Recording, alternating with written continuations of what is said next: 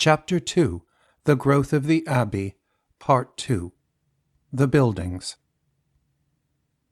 Meanwhile, the thatched hut about the elm had given place to a group of noble buildings. A Cistercian monastery consisted of certain invariable structures arranged according to a prescribed plan.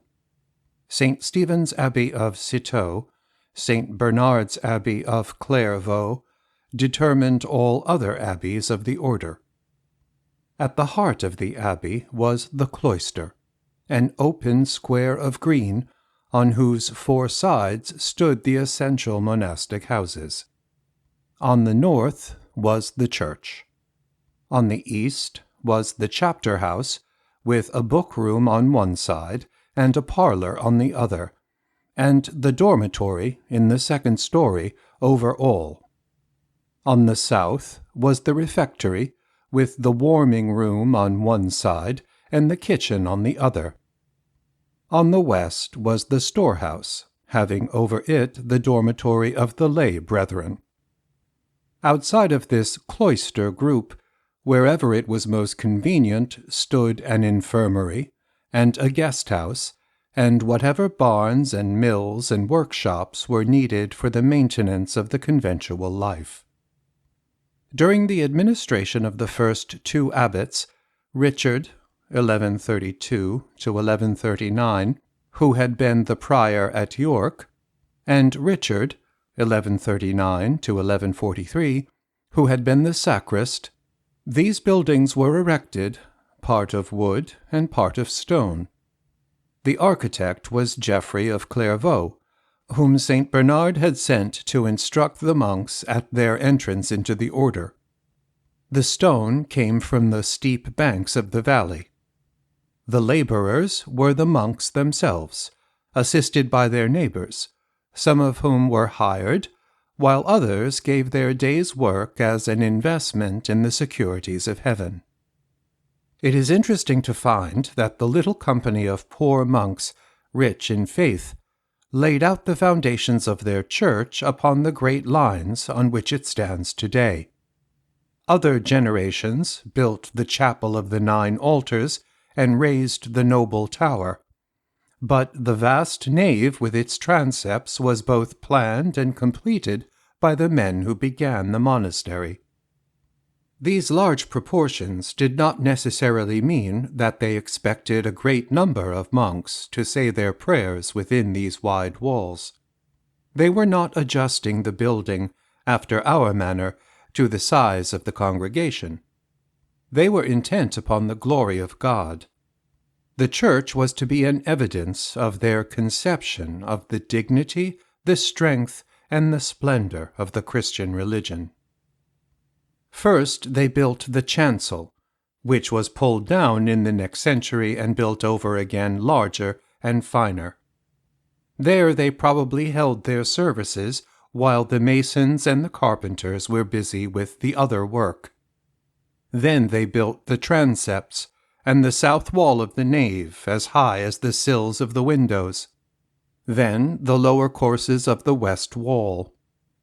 After that, they finished the south wall, because that was on the cloister side, and built its great bays. Then the north wall and the rest, roofing it all in. Mr. St. John Hope is of the opinion that the church, passing through these various stages, and waiting at intervals for additions to the building fund, was quite completed before 1147. The west wall of the cloister belongs to the same period. Meanwhile, in the midst of all this building, Abbot Richard was called away to Rome. Bishop Alberic of Ostia, making a visitation of the country as papal legate, and meeting Richard, was so impressed by the abbot's piety and sense that he made up his mind that the Pope had need of him. So he took him away from Fountains, whether for a temporary or a permanent absence is uncertain, and brought him down to the papal court. There, however, the good man fell ill of a fever, and presently died. This was in 1139. Richard the sacrist, who succeeded him, was a man of great humility. He had been chosen, the narrative informs us, by the advice of St. Bernard, by the unanimous voice of the convent, and under the invocation of the Holy Ghost. But still he held back, diffident and honestly reluctant, from the honors of the abbacy. Homo simplex et timens Deum, et totius religionis ardentissimus emulator. 3 times he went to Clairvaux hoping to be released, and finally St. Bernard heard him. But when he returned with this permission to retire, the whole assembly of the brethren rose up with such grief and remonstrance that he consented to continue. He died, however, at Clairvaux, where he was attending a meeting of the general chapter, and was there buried by St. Bernard in 1143. Bernard nominated as Richard's successor a Yorkshireman who had for some years been abbot of Vauclair, and he was elected by the brethren. Henry Murdoch was a strict disciplinarian. He proceeded at once to destroy such tares as he discovered in the field of the Lord. The second Richard had always insisted that he had no ability or even wish to play the part of Martha. It is likely that under his gentle rule some of the brethren demonstrated the fact that a change of names is not necessarily a change of natures. The Benedictine Abbey of St. Mary of York had been forsaken for the Cistercian Abbey of St. Mary of Fountains, but the new resolutions had not driven out of all minds a secret preference for a modicum of comfort. So Henry found occasion to amend the monastic ways. He was a great abbot, magnifice administravit. He added to the possessions of the house and carried on the construction of the buildings. Unhappily, Henry became deeply involved in the ecclesiastical politics of the time. The good Thurston, the benefactor of the abbey, had been succeeded at York by William, who was accused of having obtained his preferment by bribery. William had cleared himself of this charge before a competent council, and had been consecrated archbishop by the direction of the Pope. But he had not received the pall when the Pope died, and Eugenius, a pupil of St. Bernard, became Pope in his stead. Bernard believed in the guilt of William. He prevented the new Pope from investing him with the pall. Bernard's representative in England was the Abbot of Fountains, who had already made a journey to Rome to protest against William's appointment. When, therefore, this ill news came to the Archbishop's friends in Yorkshire, and they had looked about for somebody on whom to visit their indignation, Henry Murdoch seemed the person most eligible to that distinction. So they set out, a considerable company of them, well armed, and made their way with clamour of voices into the secluded valley, and forced the monastery gates, and sacked the place. Much they broke, some they plundered, and the rest they set on fire.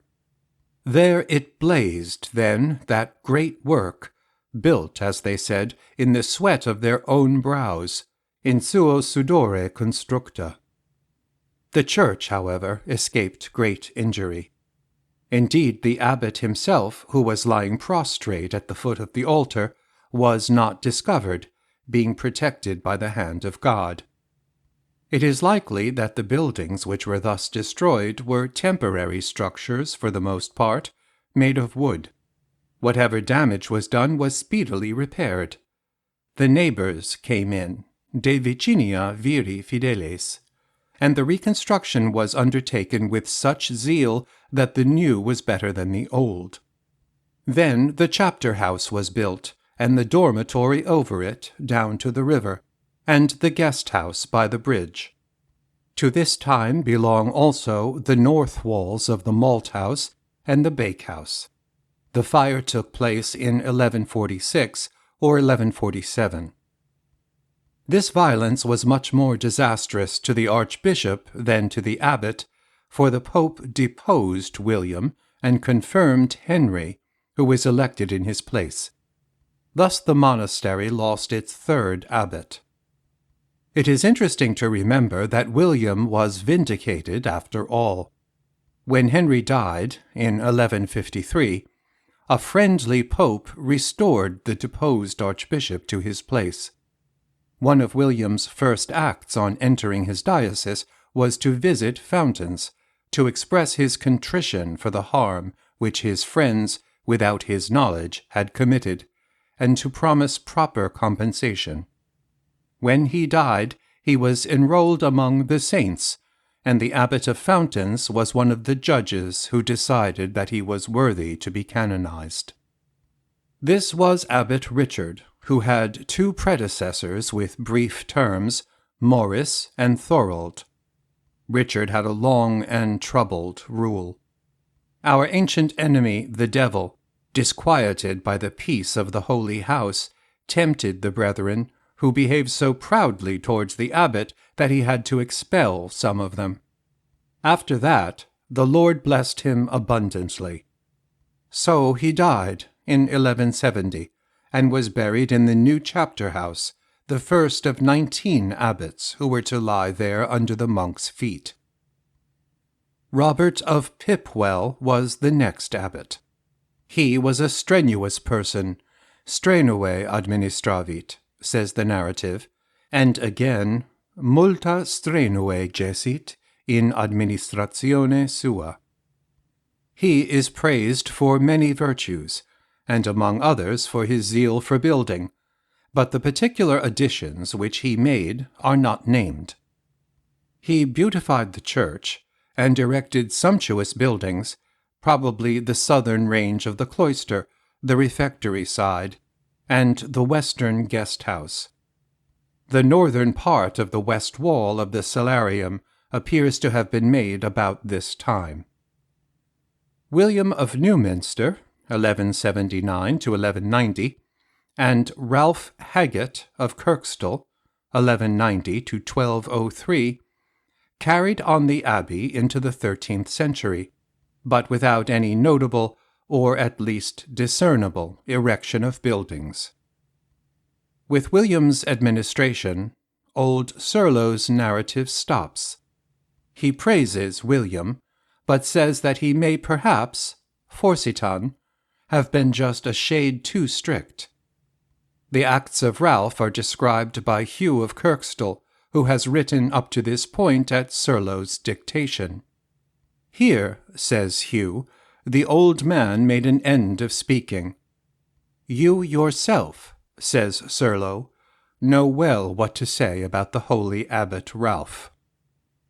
Hugh had become a monk while Ralph was abbot of Kirkstall, and had lived under his rule for 7 years. Happy would he have been, he says, could he have continued in that blessed state. Yet those were troubled years at Kirkstall. Adversa foras pugnas, intus timores, domesticorum insidias, rei familiaris inopiam, bonorum distractionem. Everything went wrong. Without were fightings, within were fears. There was famine, and spoiling of goods, and misconduct of bad brethren. And Abbot Ralph made but an ineffectual effort to cope with these distresses. He was no strenuous administrator. He was busy dreaming dreams and seeing visions. Once, he told Hugh, he even had a revelation of the Blessed Trinity, in which he distinctly saw 3 persons, in tribus personis apparentem. But these celestial sights seem not to have made his terrestrial way plain. Nevertheless, on the death of William, he was made abbot of Fountains, and, curiously enough, he seems to have done fairly well in this larger place. He enforced the rule both in the mother house and in the dependent monasteries.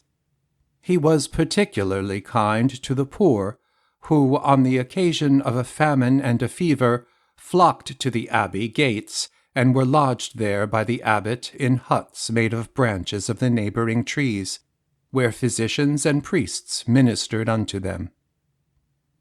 3 Johns ruled Fountains during the first half of the 13th century, and substantially completed the fabric of the abbey. John of York, 1203 to 1211, like his predecessor Ralph, had been a novice at Fountains, and had passed thence to the abbacy of a daughter house. He was recalled to the abbey from Louth Park. John was a good man, of whom but one complaint has found its way into the chronicle. Some envious persons said that he desired to be a bishop. This aspersion, however, seems to have been due chiefly to his unusual grace of manner, and to his large and liberal administration. Bred though he was in the monastery, and getting absolutely nothing, as the chronicler assures us, from his native place but his name, he appears nevertheless to have been acquainted with the world. He was a hospitable person, dapsilis in mensa, communis in victu, and excelled in magnificence all who had preceded him. The King of England at that moment was of the same name as the abbot, whom, however, he resembled in no other particular. King John perceived the great wealth of the religious houses, especially of the Cistercians, and began to lay hold of it with a rapacious hand. But Abbot John, partly by courtly manners, partly by his prudent use of the abbey's money, won the king's favour, and was thereby enabled to aid other houses in distress. It may have been this general danger, and the comparative immunity of Fountains in the midst of it, which at this time greatly increased the monastic household. There were now so many brethren that the choir was too small for them, and there were not altars enough. Abbot John, accordingly, conceived the idea of rebuilding and vastly enlarging the east end of the church. To him is commonly ascribed the plan of the new chancel and of the chapel of the 9 altars. He had already laid the foundations of these splendid structures to the amazement of his contemporaries, and had raised certain columns, when in the midst of his work he died. Feliciter migravit ad Dominum. The second John, 1211 to 1220, took up the great task and carried it forward. The chronicle has now come to an end, and we know nothing from its pleasant pages about this John or his successors. There is, however, a letter in existence which was written to him 9 days after Magna Carta by King John himself, in which the king directs that certain treasures hidden by him for safe-keeping at the abbey, vasa, pocalia, aurea et argenta, be now immediately and privately sent back. King John, in anticipation of trouble, had trusted the monks of Fountains. Now, expecting peace, he takes his valuables into his own house. Abbot John soon came into relation with the other great actor in the Magna Carta matter, for in 1220 he was made bishop by Stephen Langton. Thus he removed from Fountains to Ely, where he died 5 years after, and was buried in the choir of his cathedral, wearing his episcopal ring, clad in his robes, and having beside him his stout pastoral staff. John of Kent, 1220 to 1247, succeeded John of Ely. He splendidly completed, gloriose consumavit, the great beginnings of his predecessors. The chapel of the 9 altars and the great infirmary were finished in his time. So were the new choir, and a reconstruction of the cloister, and a guest house, or the improvement of the existing guest houses, and a new paving of the church floor in tiles of a geometrical design. This abbot built also the bakehouse and the bridge. Leland, in 1541, speaks of many shafts of black marble in the chapel of the 9 altars, in the chapter house, and in the refectory, and Mr. Walbrand traces the stone to the abbey lands at the upper end of Nidderdale, and to the hand of a prosperous stoneworker of that neighbourhood, Thomas Marmorius de Salé. Thus the completed abbey stood in splendour, the work of a whole century, part of it done while Henry and Stephen and Henry Plantagenet were ruling England, while Becket was Archbishop of Canterbury, part of it done in the reigns of John and the 3rd Henry, in the time of Stephen Langton.